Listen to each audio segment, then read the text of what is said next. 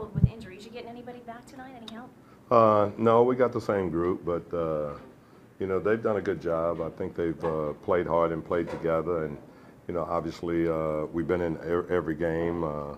We were playing guys extended minutes that is not really accustomed to playing those kind of minutes. So when we were in a back-to-back situation, I thought it caught up with us. But for the most part, we've been very competitive.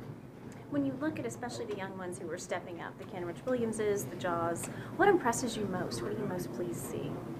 Well, I think the biggest thing for me is that, you know, those guys have had a bunch of DNPs and consecutive DNPs, but I think what they do is that they come in every day and they get their work in. And, you know, the thing that I've stressed to them all along is that at some stage in an NBA season, everybody gets an opportunity. And when you get the opportunity, let's see if you can seize the moment. And I think they've done exactly that. It's a great challenge. As is playing this team again, second time within about a week's time, can you do something different to defend the three-point line? We just got to get them off the line. You know, they're very good at what they do.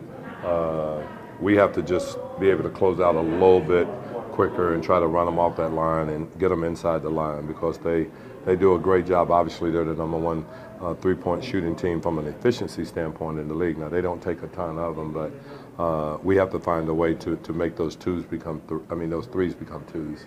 When you guys first brought in Kenrich or had him in training camp, was one of the things that you guys liked about him or saw his potential was his versatility? It seems like he's shown a lot of different things in these last couple games as far as rebounding and scoring, hustle. Yeah, you know, with him, he's just a good, solid player that I think with you know, with experience and actually being on the floor, he's going to become better. That's the only way you can get better in this league. You have to actually be on the floor.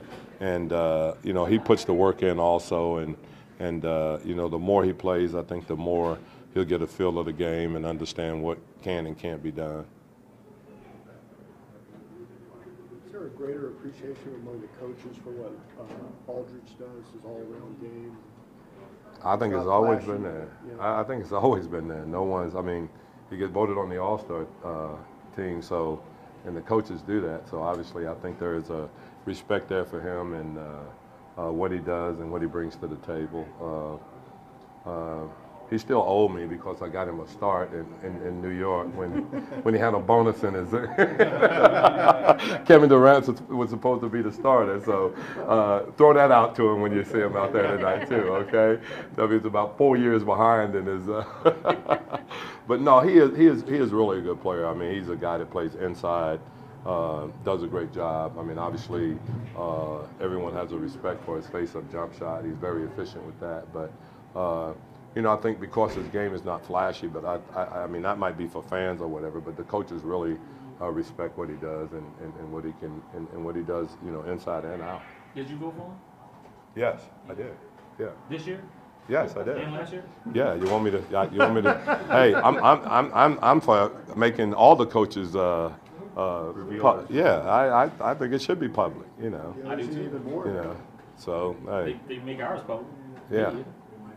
Oh, I feel real sorry for you guys.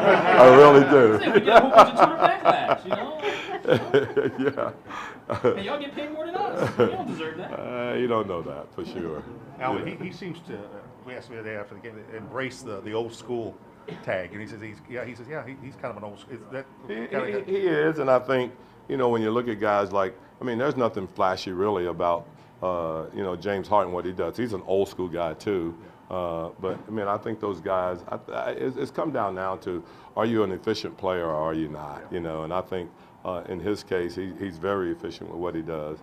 Not a whole lot of you know, sports center highlight stuff, but at the end of the night, when you look at the stats and what he brings to the table, he's been very effective. You know, and I think that's what everybody does. You're analytics guy. Have you noticed that a lot of his he's moved more off the left block over the season and more down in the middle, just causing havoc down there? Yeah, but he's still pretty good on that left block. That's where he makes his living, you know. So I think he's expanded his game. That's what you're talking about, to include more middle of the floor situations. But I think that's only because of the way they do the way they run screen and roll plays now. He ends up in the middle of the floor more.